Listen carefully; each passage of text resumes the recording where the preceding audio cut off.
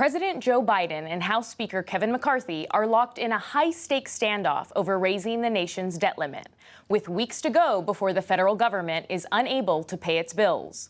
The two men have challenged each other for months as the deadline draws near, with the president calling for a clean increase to the debt limit and a separate GOP budget plan, while Speaker McCarthy has called on President Biden to negotiate now over spending cuts. And on Wednesday, McCarthy notched a symbolic win when his debt ceiling and spending cuts bill passed in the House, albeit along party lines and by 2 votes. A buoyant McCarthy spoke to reporters after the vote. We lifted the debt limit. The Democrats need to do their job. The president can no longer ignore by not negotiating. Republicans hope the bill's passing will increase pressure on the president to meet with the speaker. But Senate Democrats made clear that Speaker McCarthy's bill is, quote, dead on arrival in the upper chamber. And when asked by reporters if he would negotiate with McCarthy over the debt limit, President Biden didn't budge.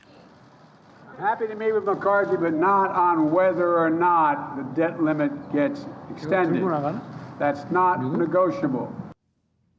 Joining us to discuss this and more, Dan Balls, the chief correspondent at The Washington Post, John Bresnahan, a co-founder of Punchbowl News, Mario Parker, the White House and politics editor for Bloomberg News, and Melanie Zanona, Capitol Hill reporter for CNN.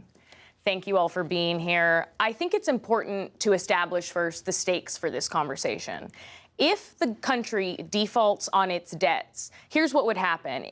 We would quickly lose about 1 million jobs. There's a possibility of a recession. The credit rating for the country tanks, which would be followed by increasing interest rates, likely cuts to Medicare and Social Security benefits, and military paychecks delayed. That's not everything that would happen. That's a number of the possible catastrophic things that would. John, Republicans made clear with this bill that they aren't going to agree to a clean debt limit increase. They want spending cuts. But this bill doesn't specify the spending cuts that they really want. Is this a serious proposal to balance the budget? It is and it isn't. It's both at the same time, because they are calling for pretty dramatic spending cuts. They want to return spending to the FY22 level 2 years ago. It's $130 billion less than we're spending now, than the government's spending now. So it's a pretty dramatic cut. And they don't want to cut the Pentagon, and they don't want to cut veteran spending, they're saying. So they're going to cut everything else that is called non-defense discretionary. This is, the Interior Department, the Commerce Department, the Labor Department. They're going to make to get to where they want, they're going to have huge cuts to those agencies. It's never going to happen. But this is what they're calling for. This is what their opening position is in this debate. And they want to force Biden to kind of talk on their ground, where they're talking about spending cuts, cuts. They don't want to talk about raising or spending more money or raising taxes. They want to talk about cutting spending in as dramatic a way as they can.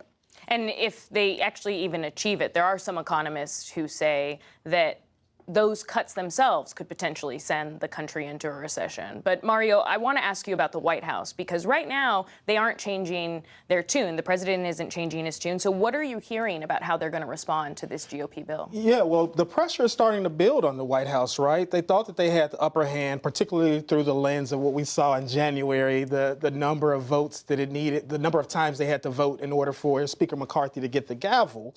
Well, the gambit is starting to backfire slightly on the White House. You're seeing the U.S. Chamber of Commerce come out and urge Biden to meet with McCarthy. You're seeing a little bit of lackluster responses from folks like Josh Gottheimer as well. You're seeing the Business Roundtable apply pressure also. And don't forget, President Biden's talking point prior to the passage of the bill in the House had been, well, show me something. They don't have anything. Well, now they do. And so now the onus is on the president to at least start to be open to speaking with McCarthy, lest he gets viewed as the one who's being an extremist in this situation. Melanie, say that the top congressional leaders, McCarthy included, reach a deal with President Biden. It's going to be nothing like what was just passed, to John's point. So can Kevin McCarthy get all of his Republicans to support a deal with Democrats? That is the big question. And he's going to have to get those Republicans on board. He might not need their votes if he cuts a Democratic deal, because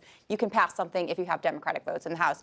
But he needs them for his speakership, because they have made clear, the right flank, that they do not want anything watered down in their opinions of what they already passed. They have this tool known as the motion to vacate, which is the ability to essentially force a vote to oust the sitting speaker.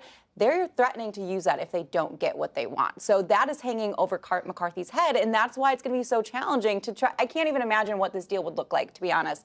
That's something that all the Democrats can support and all the Republicans support, and that they can actually pass it. So they're starting to think about what that would look like what can Kevin McCarthy get? Because right now it was hard enough to get even this conservative wish list through the House. I mean, do we even know, based on what you know about McCarthy's leadership style, do you think he's interested in a deal with Democrats, one that could bring conservatives along? Yeah, I actually do. I think he absolutely wants to get this done. He doesn't want a default on his hands either. He recognizes the stakes here as well. And even though they're starting to feel confident that they wouldn't get the blame, no one really knows how it's going to shake out. I do think they want a solution, but he is very cognizant of these different competing dynamics that he has to deal with. And Dan, you've said that you think that passage of this GOP bill could actually escalate the possibility that we hit the brink, that we could potentially get closer to the fiscal cliff. Why do you think that is? Well, I think the two sides are still so far apart, and they are both dug in on their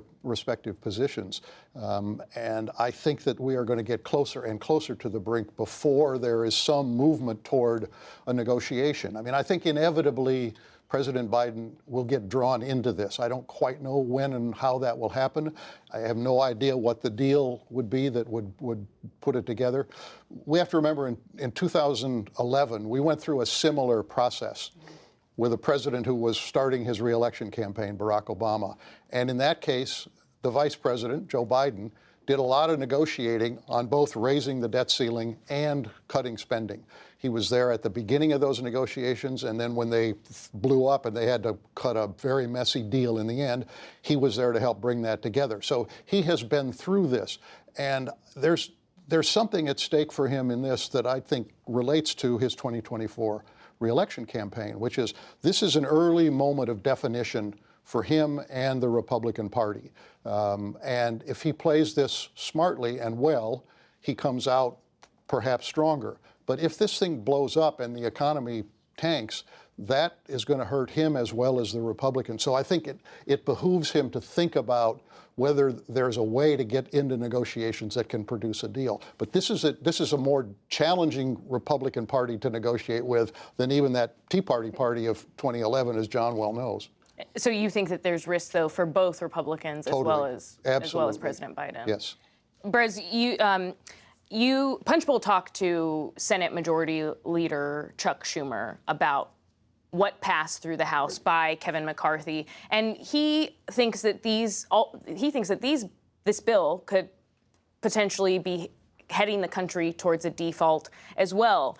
So is he standing by President Biden? Is he standing by that position that the White House holds, that you don't negotiate with Republicans on this? Oh, absolutely. I think the Hill Democrats are even harsher on this than the White House is. I mean, I've talked to folks in the West Wing, and they're like, you know, maybe we can get to the table if McCarthy passes this bill when they were trying to put it together. And now they're talking about, you know, they're under pressure from Jeffries and Schumer, House Minority Leader Hakeem Jeffries and Schumer, not at this moment to negotiate. I do think it's fascinating, though. Democrats, and we were talking about, Mel and I were talking about this before, in the last day, I've gotten 2 Senate Democrats call me and be like, what does McCarthy really want? Like, you know, like they're not talking to each other. They really, I mean, we're 4 months into this Congress, and they're still kind of just, you know, the Senate Democrats aren't talking to McCarthy. Oh, and then McCarthy's not talking to them. I mean, they're not talking to each other. And it's amazing to me that there's so little discussion. And we could be hitting this default date, the X date, they call it, you know, in a couple of weeks. It could be, you know, could be June, it could be July. We don't actually know yet. So, but it's fascinating that they don't have a read on him at all. Really, what does he have to make a deal? And I think that is a huge problem. And then beyond that, they have no idea what's happening in the House Republican Conference. They really don't. A lot of these members are new. They haven't dealt with them before. Biden doesn't know them. The White House doesn't know them. Schumer doesn't know them. So, I mean, we could blunder our way into a worse situation than 2011 very easily. I mean, they could just keep talking past each other and we could find ourselves, on the verge of a default. But as Mario said, the White House is facing some more pressure potentially from this bill to come to the table. I mean, are you hearing any additional pressure coming from Democrats now towards the White House to negotiate? I mean, there's some moderate Democrats, centrist Like rank and file Yeah, Democrats. you're talking about Gottheimer. Joe Manchin has been very vocal about this. I do think they will, the House is out for a week. I think they'll go back home. I think they'll start to hear more from folks on Main Street. This is starting to percolate a little bit into Main Street. It hadn't really yet. I think Wall Street is starting to really pay attention to this. I mean, you were seeing insurance on a possible default going up, that cost of that going up. So I think people are starting to pay attention to it because really we're 4 months into this Congress and there has been very little movement until this week, until this vote. So finally, there's something, but both sides are still kind of just staring at each other. And to John's point, yes, this is starting to emanate outside of Washington, right? We were all kind of watching the politics of it. But when you start talking about things like delayed Social Security payments, Medicaid, Medicare beneficiaries, higher interest rates just on your mortgage or your car loans, those are the type of things that get constituents calling their representatives. And you don't want those calls from, if you're a representative. And the economy's in a fragile spot, right? And it's not as though this is a robust economy that could take a bit of a shock. There's so much nervousness that what we saw with the banking industry. Jobs market looks strong still, but in all other ways, if we got the kind of jolt that we're talking about, or even come close, it's going to set off some real concerns. And do you think that you mentioned 2011 and us reaching the fiscal cliff there. Do you think this is a 2011 level scenario? I think it could be worse, in part what you've been talking about, which is there is no communication, there is no understanding. I mean, the only thing I can think of, and you all might have a better sense of this than I do, is that the relationship between the president and Mitch McConnell may be a backdoor way into something, but I think we're a ways away from that. I think there's a lot of brinksmanship yet to happen. And Melanie, you mentioned the possibility of Democrats providing votes in the House to get past this. Do you have any sense of if Minority Leader Hakeem Jeffries is actually going to want to do this, to give votes? As of today, they are holding firm on their position that there are going to be no negotiations and just a clean debt ceiling hike. But I think the closer we get to that X date, and we should be getting more information next week about what that X date is, I think the closer we get to that, we might start to see some movement there. And, I just want to ask again, I mean, the stakes of this, John, is there any sense that lawmakers really are feeling how close we could come to the brink? I know, Mel and I talk to these guys all the time. There's a large part of the House Republican Conference that doesn't believe a default is a real crisis, that we can pay our interest on the debt, we make enough payments to keep things, the default isn't real, that's a phony thing. And I think this is extraordinarily dangerous. And like you said, in 2011, John Boehner was the speaker, and he at least had a relationship with Biden. He knew not so much the President Obama at that point, but he knew Biden, and there was McConnell, and the debt was a lot smaller than that we're talking about. But I can remember sitting outside an office in 2011, and Boehner came out, and he had been talking to the Tea Party guys, and he's like, I can't talk to these guys. He's telling the reporters this. I think it's worse now. I mean, McCarthy barely survived by the skin of his teeth. And at that point, Boehner was still viable. I mean, McCarthy barely got there. So I think, I do think he wants to govern appropriately, but I do, can he survive this? I'm not entirely sure. Can his speakership survive this? Speakership survive it. Yeah. Well,